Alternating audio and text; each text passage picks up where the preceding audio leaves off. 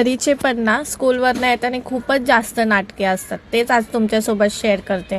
बसमधनं उतरता उतरता तिला नारळ पाणी दिसलं. ठीक आहे म्हटलं, नारळ पाणी घेऊ दे, ते हेल्थसाठी चांगलंच असतं असं. पण ते झालं की लगेच मेडिकलमध्ये गेलो तर तिथे पण टिकटॅक घेतलं मॅडमने. पेन किलर घ्यायचं होतं ना, तिथे पण तिला काही ना काही दिसलं असंच.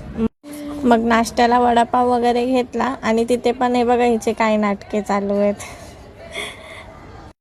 दूध वगैरे घ्यायचं होतं. मग पुढे गेलो तेव्हा पण हिला एक ॲप्पी आणि स्मूदी पाहिजे होती. ते पण जिद्दी करूनच घेते. मी तिला नाहीच बोलते थंड काय घ्यायला, तरी पण जिद्दीपणा पाहिजे. आणि एक फुग्गा पण घेतला. मग फायनली घरी आलो आणि मला दाखवत होती मम्मा आज मला स्कूलमध्ये काय भेटलं म्हणून. मग मस्त चाय वगैरे ठेवला आणि नाश्ता करायला बसलो.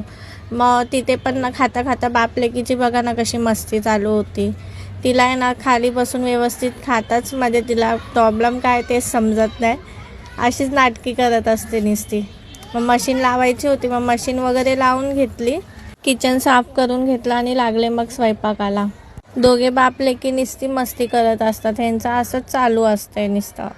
तोपर्यंत माझं जेवण पण रेडी झालेलं आणि जेवणामध्ये केलेलं चिकन पायाचं कालवण आणि त्याच्यासोबत ना डोसे केलेले आणि परूसाठी ना आळणी रस्सा काढून ठेवलेला. मी परूसाठी डोसे बनवत होती ना, तर तिचे पप्पा बोलले की जा तू तिला चार, मी आपल्यासाठी डोसे बनवतो म्हणून. तर या गाईस तुम्ही पण जेवायला.